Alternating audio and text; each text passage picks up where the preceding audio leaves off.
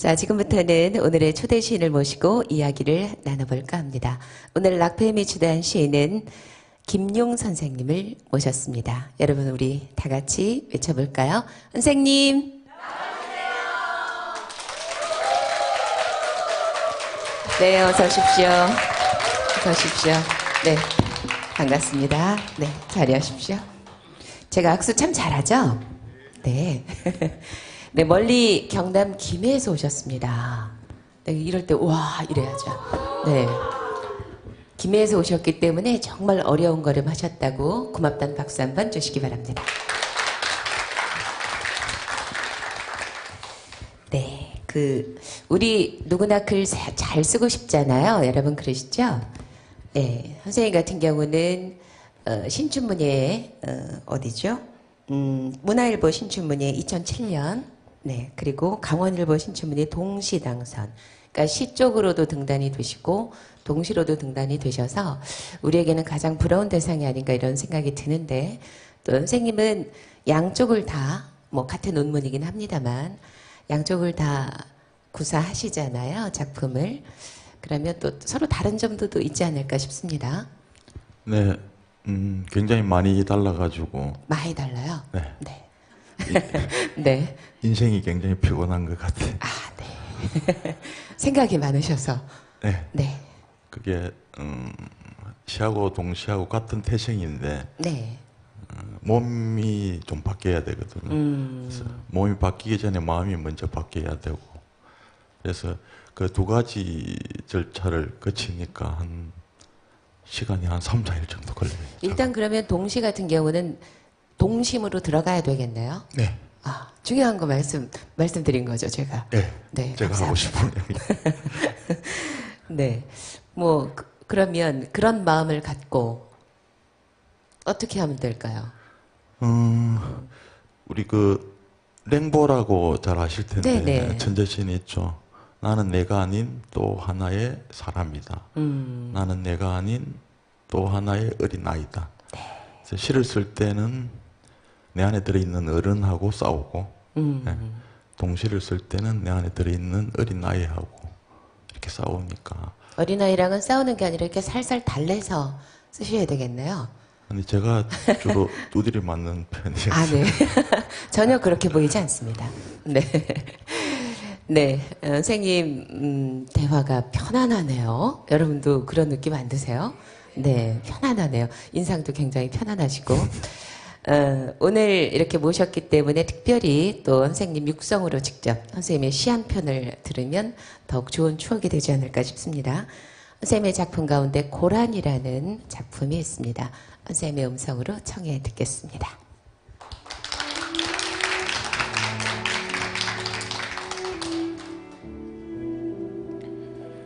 고라니, 비와 손님. 두 발로 올 때가 있고 네 발로 올 때도 있다. 비는 나는 비를 그렇게 구부린다. 가만히 엎드려 지켜본다. 오늘은 두 발이다. 온다. 비가 새끼 고나리처럼 온다고 써놓고 운다고 읽는다. 두 개의 발이 더 필요한 지점에서 심장은 이불보다 착하게 만져지지만 슬픔은 끝내 목줄을 놓지 않는다. 누군가에게 빗소리는 그렇게 질기다. 두 발로 왔다가 네 발로 돌아간 신이 있고, 내가 나를 애완용으로 키우지 못한 것은 사후의 일이다. 함부로 들어 올렸던 앞발이 가죽나무 잎사귀 위에 몇 개의 빗방울과 함께 떨어져 있다. 어미를 찾는 새끼 고라니의 눈망울을 두드려 볼 수도 있겠다. 그렇게 비는 오고 이미 죽었다는 생각이 드는 지점에 섬이 있고 손님 온다. 온다. 사람은 사람으로 부족해 가늘게 눈뜬 도둑고양이를 사용하거나 개나 염소에게 끌려다니기도 한다. 참 다행이다. 오늘은 두 발이고 뿔이 없다. 나는 죽은 척 지켜본다. 우산들은 좀 앉으시지. 늙은 몸 가만히 두고 하늘을 기어오르는 구부러진 송곳니.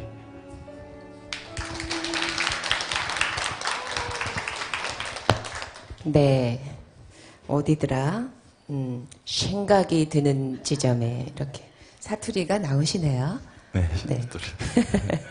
정겹고 좋았습니다. 역시 낭독도 편안하게 해주셨습니다. 잘 들었습니다. 비와 손님이라는 부제가 또 붙어 있습니다, 선생님. 고라니와 비와 손님 어떤 관계가 있을까요? 네, 아까 여기 반가운 손님인데 제가 비하고 바다를 굉장히 좋아하거든요. 그래서 비가 오면 어떤 나쁜 인간을 만나도 용서를 해주는. 아, 정말요? 네. 아, 네. 그래서 비가 내한테 멀어진 어떤 사람, 멀어진 어떤 운명의 네. 손님 같이 느껴져요. 선생님, 그럼 장마철에는 어떻게 지내십니까? 매일매일 비가 오는데. 제가 듣기로는 어디 제도 앞에 365일 비 오는 네. 섬이 있대. 아, 거기 가서 살고 싶으시구나. 죽기 전에 꼭 한번 가보라. 아, 네. 참 특별하십니다. 네. 특별하지는 않는데. 이 작품에 대한 설명을 좀 부탁드릴게요, 선생님. 비가 손님 같고 손님이 비 같다 그렇게 생각을 했어요. 네. 제가 연애 지상론자거든요. 좋죠. 연애 지상주의자. 네. 네, 생긴 거는 좀 이렇게 생겨서. 네. 근데 비하고 손님하고 공통점이 사랑하고 똑같다고 생각을 해요. 비처럼 왔다가 가고 손님처럼 왔다가 가고. 사랑이 손님 같으면 슬픈데요. 주인이 될 수는 없잖아요. 그렇긴 하네요. 내가 있으니까. 그렇긴 하네요. 그죠, 여러분? 그래서 저는 이 사랑이 비처럼 보내기도 하고 비처럼 맞기도 하고 네. 그다음에 손님처럼 맞기도 하고 보내기도 하고 그래서 그 안에 내 속에 들어있는 어떤 마음을 그림처럼 이렇게 그려보고 싶었는데 시가 좀 어렵죠. 어렵습니다. 네. 그에 대한 제 답변이 네. 우리 마음이 답변은 쉽게 잘 해주셨어요. 답변 지금 하려고 그래. 아, 네. 네.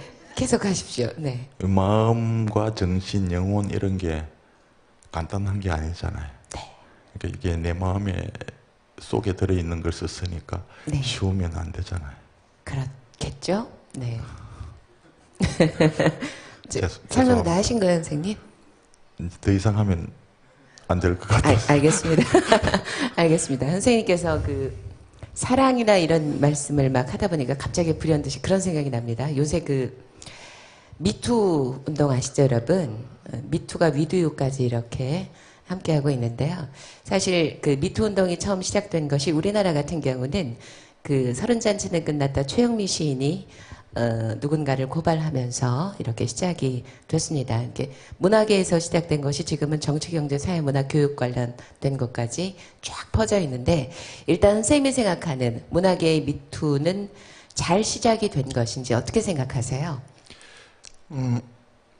굉장히 말 조심해야 되죠. 그렇죠. 네. 이게 또 민감한 단어가 돼서. 네. 잘못하면 제가 수업하고 강의하는데 네. 미투 관련 질문이 들어와서 몇 번 답을 일이 하다가 네. 혼난 적이 있거든요. 학생들한테요? 네. 아, 네. 말씀을 좀 조심히 해달라고.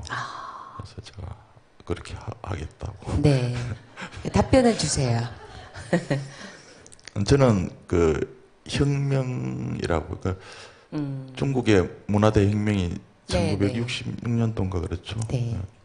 근데 우리나라에서 생긴 2000년대 네. 문화혁명 이렇게 생각을 하고 싶고 저를 비롯한 모든 사람이 가해자고 피해자고 가해자고가 아니라 가해자일 수도 있고 피해자일 수도 있다라고 돼야 되겠죠, 선생님? 죄송합니다. 네. 그 동조자일 수도 있고 네. 묵시적 네, 보고도 못 본 척 지나간 경우도 많이 네. 있으셨을 듯. 저희도 그렇습니다. 네. 이제는 그러지 말아야 되겠죠.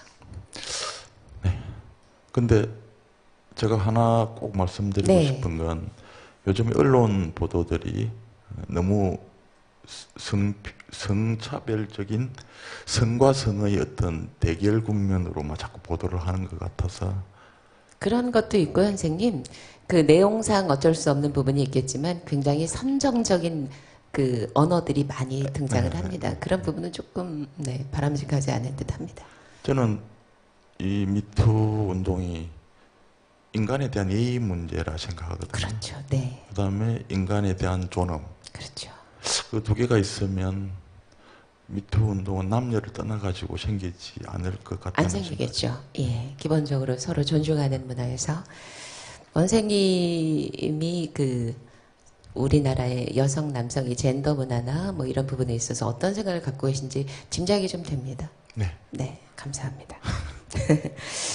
아무튼 뭐 이렇게 혼란스러운 상황에서도 우리 현대인들의 일상 속에서 문학이 또 주는 영향이 있을 수 있겠고요. 또 때로는 문학이 우리 인생에 주는 영향도 있을 듯합니다.